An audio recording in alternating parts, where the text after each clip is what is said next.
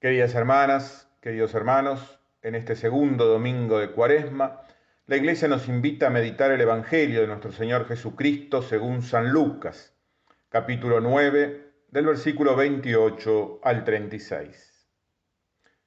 Jesús tomó a Pedro, Juan y Santiago y subió a la montaña para orar. Mientras oraba, su rostro cambió de aspecto y sus vestiduras se volvieron de una blancura deslumbrante. Y dos hombres conversaban con él. Eran Moisés y Elías, que aparecían revestidos de gloria, y hablaban de la partida de Jesús que iba a cumplirse en Jerusalén. Pedro y sus compañeros tenían mucho sueño, pero permanecieron despiertos, y vieron la gloria de Jesús y a los dos hombres que estaban con él. Mientras estos se alejaban, Pedro dijo a Jesús: Maestro, qué bien estamos aquí. Hagamos 3 carpas, una para ti, otra para Moisés y otra para Elías. Él no sabía lo que decía. Mientras hablaba, una nube los cubrió con su sombra, y al entrar en ella, los discípulos se llenaron de temor. Desde la nube se oyó entonces una voz que decía: Este es mi Hijo, el elegido, escúchenlo. Y cuando se oyó la voz, Jesús estaba solo. Los discípulos callaron y durante todo ese tiempo no dijeron a nadie lo que habían visto. Palabra del Señor. Este acontecimiento que nos narra el Evangelio de hoy se conoce como la Transfiguración. Está narrado en los 3 evangelios sinópticos: Mateo, Marcos y Lucas. Cada uno de ellos subraya algunos aspectos particulares. Lucas acentúa la imagen de un Jesús orante. Subió a la montaña para orar.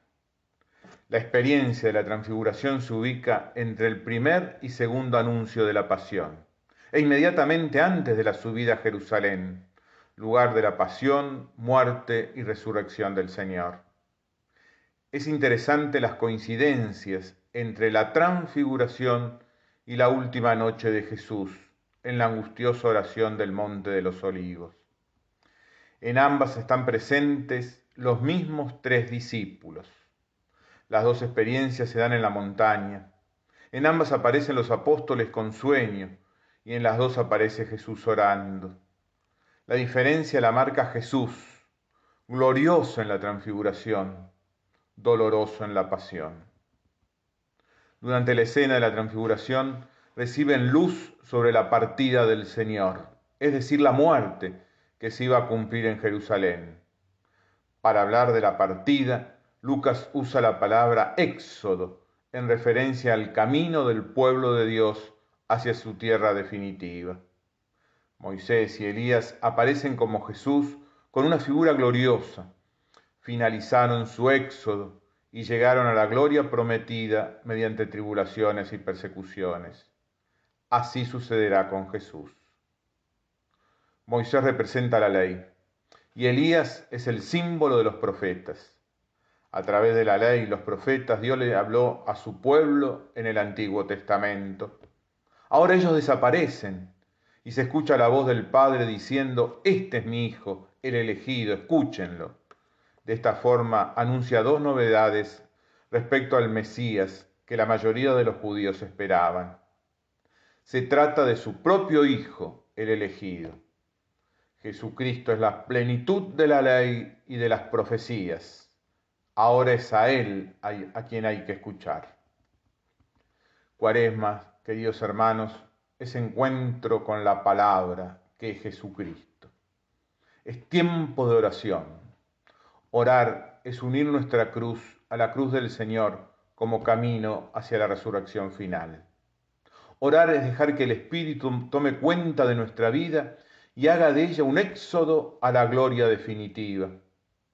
Es escuchar al Padre y contemplar a Jesús resucitado. Es asumir la historia de cada uno como una historia de salvación que nos conduce a la gloria como destino final. Orar es, a pesar del sueño, mantenerse despierto para escuchar su palabra y dejar que ella le dé sentido a nuestras vidas. Es dejar que Jesús me mire y mirarlo en silencio y en soledad. Es contemplarlo en cada acontecimiento de la vida, en cada rostro, en cada momento de dolor y de alegría. Orar es dejar que Jesús me comunique la vida en cada sacramento. Es hacer de la liturgia la gran alabanza al Padre por medio de Jesús y movidos por el Espíritu Santo. Es contemplarlo en la Eucaristía y descubrirlo en el dolor de la humanidad.